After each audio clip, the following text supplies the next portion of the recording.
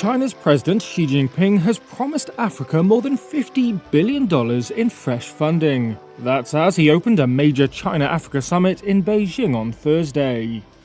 中方愿同非方 China is willing to deepen cooperation with Africa in the areas of industry and agriculture, infrastructure, trade and investment.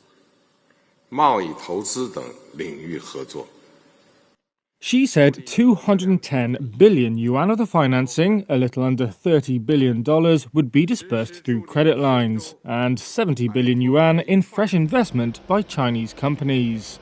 He also told delegates from more than 50 African countries that the world's second largest economy would carry out 30 infrastructure projects.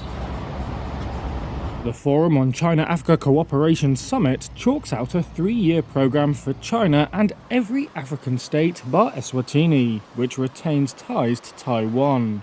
But the priorities of the world's biggest two-way lender have been shifting, including a desire to move away from big-ticket infrastructure projects.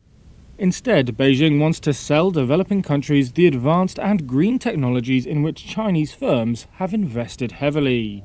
At the summit, Xi said China was ready to launch 30 clean energy projects in Africa. And South Africa's President Cyril Ramaphosa warned delegates that climate change is causing widespread devastation. The world is falling behind in its efforts to achieve the Sustainable Development Goals. The global contestation for critical minerals is fueling geopolitical rivalry. These challenges affect all nations, but are more often severely felt on the African continent. Earlier this week, Ramaphosa told Xi that he wants to narrow his country's trade deficit with China, an aspiration almost all African countries share. However, on Thursday, Xi did not reiterate a pledge made at the last summit 3 years ago to buy $300 billion worth of African goods. Instead, he promised only to unilaterally expand market access.